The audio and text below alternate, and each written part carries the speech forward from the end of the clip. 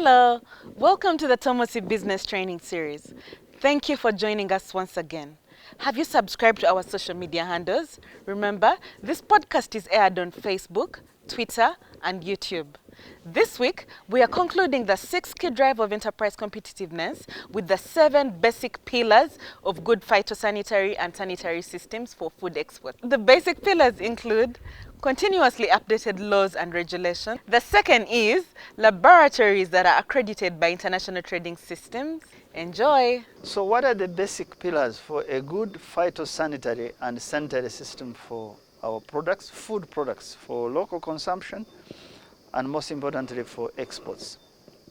That's where we left off last week, and it has been a pleasure traveling this journey with you to understand what ails our export systems and standards, because it has helped me to consult widely with experts in the field of food science, exporters who suffer the consequences of a poorly functioning system that makes their products uncompetitive.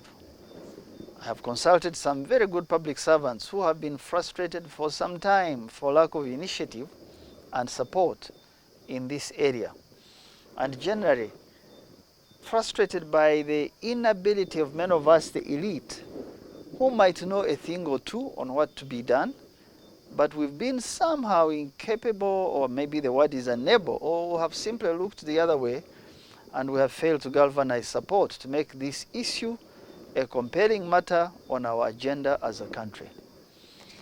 It is an uphill task we are engaged in, but we will get there, because there is nothing, in my opinion, that human endeavor cannot succeed at if people work together and in faith, with less focus on personal rewards.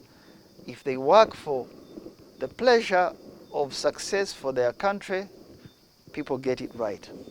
When a country succeeds at its trade with the world, the benefits tend to go to a majority of the population.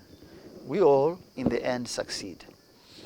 So here are the 7 pillars. The first is called, first pillar of a good SPS system. SPS is abbreviation for sanitary and phytosanitary standards. So I'll be using SPS all through to cut down on this long word. So the first pillar of a good SPS system is the continuously updating of laws and regulations that keep up with the changes in global food safety, international trading partner requirements, and obviously the shifting health and environmental requirements of consumers in those export markets where we are taking our goods, our products. This is why our focus is on amending or introducing some of the following laws and regulations I'm going to mention below, so that we can bring them into conformity with what East African market requires, COMESA requires, and the Africa Continental Free Trade Area requirements, and the international consumer demands.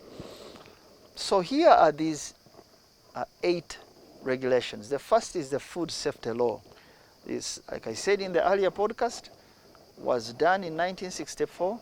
An attempt at amending it in 2015 did not happen. So we've been acting with the 1964 food safety law. This we have to amend and bring it into conformity with modern standards. The second one is the Public Health Act. This is also 1964.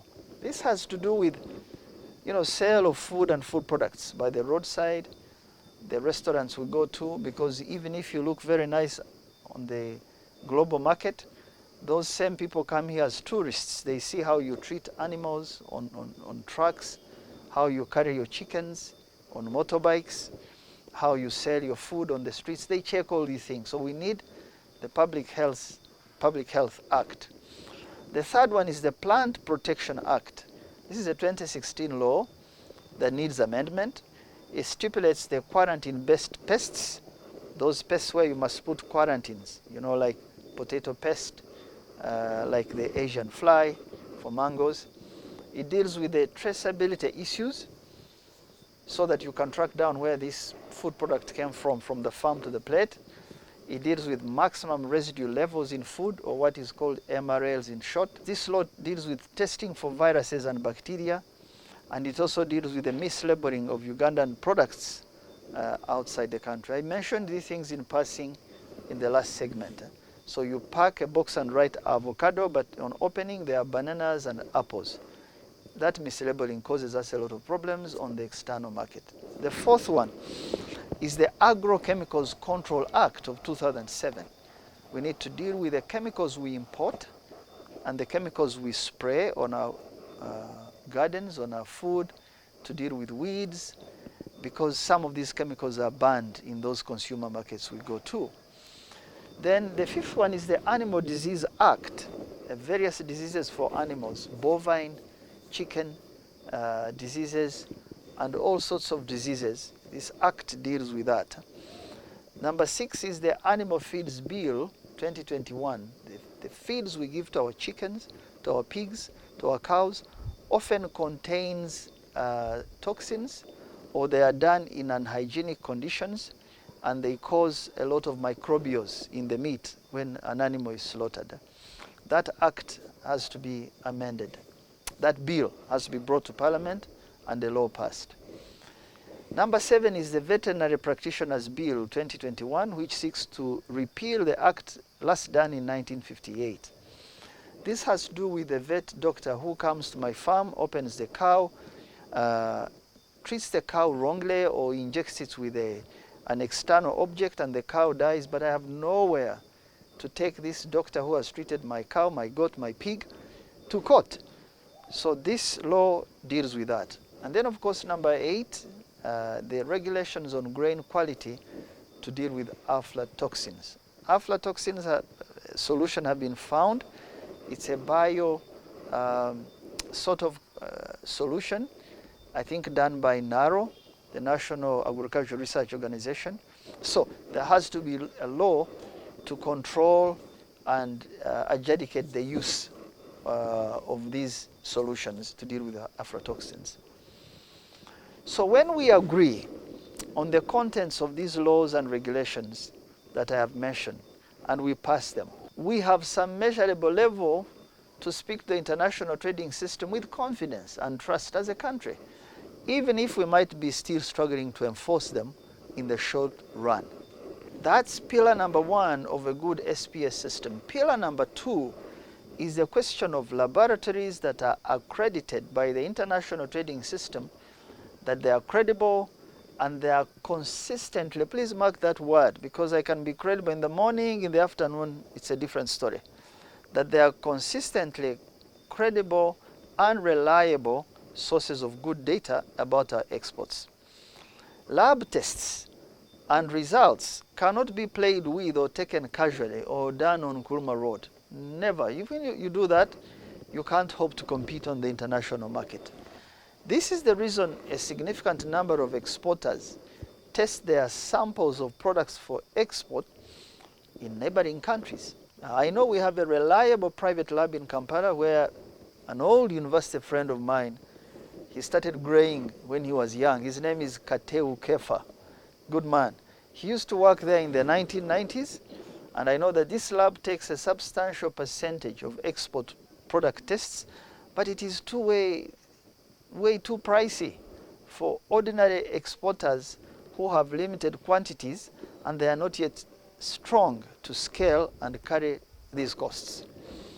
I'm also aware government is planning labs for crops and animal products in particular regions of the country, with the borrowing coming from the UK Export Fund.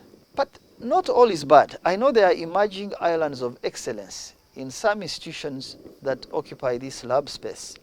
For example, the UNBS, the National Bureau of Standard, and the National Drug Authority, they are one of these emerging good institutions that exert themselves on getting it right amidst all sorts of infrastructure challenges. Although they have some surveillance capacity weaknesses, and they also often face the dilemma of every institution wanting to compete with them by setting up their own labs without adequate preparation for the necessary skill, infrastructure, experience. But these areas of excellence are coming up, and we need to really work together to protect them. When each one of us sets up a lab to test food products, we end up splitting resources. We don't focus on the external market and what it really asks for.